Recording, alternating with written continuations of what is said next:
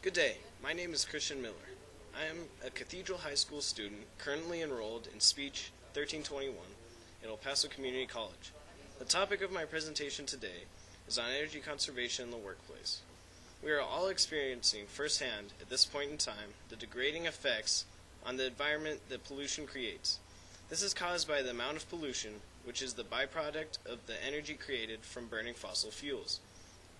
On top of this, our resources for these fuels are diminishing as we continuously use this energy. We use that energy for everything from powering our cars to be able to go to work and lighting up our office buildings.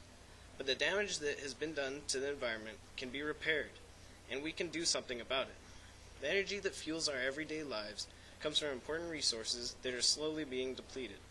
On top of this, the type of energy we do use does great harm to the environment. And pollution does not only hurt nature, but also hurts us. We must find alternate methods of fueling our world. The earth must be preserved for generations to come. If we destroy it now, those after us will not have a prime condition of life as those before them did. However, it is possible and within our power to change the course of the harm being done to our environment. And this can be done by using very simple methods, either at our homes, at our workplace, where we spend a lot of our time. Understanding precisely how to create an environmentally friendly workspace and cutting down the amount of energy we use by changing the way we generate power and conserve our resources is the key to saving our environment.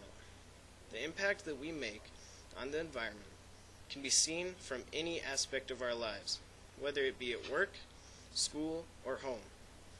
But the great news is that the negative effects of pollution and energy consumption can be reversed and even stopped just by incorporating simple solutions into our everyday lives. But before we can do this, we must understand exactly what we face. First, there is the pollution that is the outcome of using and burning fossil fuels and littering. Pollution kills wildlife and hurts human beings. Conserving more helps to stop pollution, and conserving is easily put into action. And because we are running out of resources, conservation will help them last longer. Another factor that is damaging our environment is a direct side effect of burning fossil fuels: global warming. Global warming works like this. Carbon dioxide, a byproduct of burning fossil fuels, builds up in the atmosphere because of the increasing use of fossil fuels like gasoline and petroleum. Then, instead of letting the heat from the sun that reflects off the earth back out of the atmosphere, the heat is trapped and warms the globe. This destroys the environment and hurts living things. The good thing is that the use of fossil fuels can be easily replaced and our resources conserved. In this presentation, I'll explain how to conserve energy and resources in the workplace, where people spend a lot of time and interact with many other co-workers. However, these methods to conserve energy are not limited or restricted to the workplace, but rather should be incorporated into one's entire life, which is, in fact, a very easy feat to accomplish, to help cut down on the harm done to the environment. A lot of energy and fuel is used in the daily commute to either work or school, or anywhere else. Cars use gasoline and output a lot of pollution. Gasoline also costs a lot due to the large amount used worldwide. The worldwide resources of crude oil, which is what gasoline comes from, are running lower each day. These are all reasons that society would try to find an alternative to gasoline. There are already many alternatives to the burning of fossil fuels. Among them is solar energy. Solar energy harvests a resource that will virtually never run out. Solar energy does not have any negative effect on the environment whatsoever. Neither does energy produced from wind turbines, which again does not have any negative effect on the environment.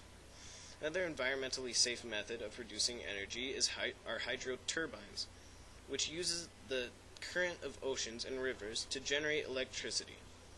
Direct alternatives to gasoline include things like ethanol fuels, which can come from something as simple as corn. These types of fuels are in research and development stages. They would be a very good thing for the environment because it does not leave the kind of environmental impact that gasoline does. However, it is not reasonable for everyone to go buy a hybrid car or one that runs on ethanol to help protect the environment. Instead, People should concentrate on incorporating other small methods of conservation into their lives in a way that is easiest for them. This means that all people really need to do is think. Do not leave lights on in a room that is not being used. Do not use excessive heating or cooling when you could just put on a sweater or take off a jacket. Instead of crumpling up that piece of paper that had an error on it, use the back of it for notes or toss it in the recycling, not the trash. These methods seem minuscule at the least, but they do indeed go far in the effort to help protect the environment and conserve energy. Now, there are just a few very simple steps to conserve energy in the workplace. First, an obvious step: use common sense. If people think and do things like turn lights off in a room that is not in use, or open the blinds or shutters instead, electricity would be conserved. Also, if people revert to other methods besides immediately turning on the air conditioner or the heater, energy will be conserved. There are so many ways to help protect the environment, especially in the workplace. Another key method of conservation in the workplace is recycling. The first step of introducing recycling into a workplace is to secure a suitable container. This is an easy task, as the bin can either be an actual recycling basket or just a cardboard box. Next, put it in a strategic area such as in individual offices, near a printer or scanner, or even in a break room.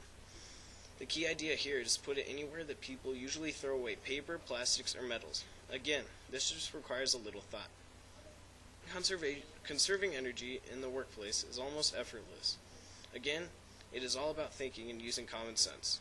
The way we treat Earth now determines its future. Going green and using less, conserving more, is both healthier for us and the environment.